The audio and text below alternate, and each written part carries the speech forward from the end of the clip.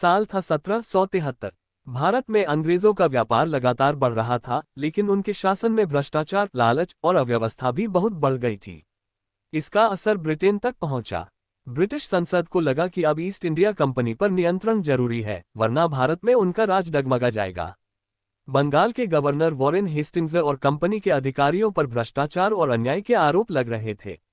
Company का व्यापार घाटे में जा रहा था, पर अधिकारी अपनी जेबें भर रहे थे।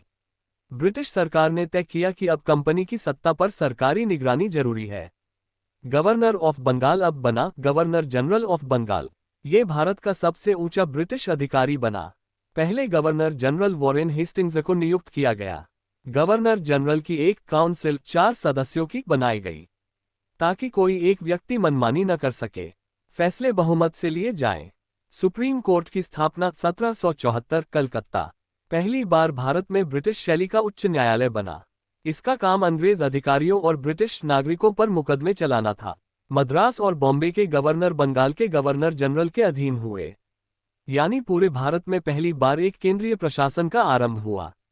कंपनी को ब्रिटिश सरकार के प्रति जवाबदेह बनाया गया। अब कंपनी की नीतियां संसद की निगरानी में आने लगी। रेगुलेटिंग एक्ट 1773 को माना जाता है भारत में ब्रिटिश शासन की शुरुआत का पहला कानूनी आधार।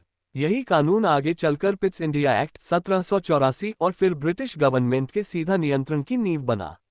रेगुलेटिंग एक्ट 1773 ने ईस्ट इंडिया कंपनी के व्यापारिक शासन को बदलकर राजनीतिक शासन की दिशा में पहला कदम रखा।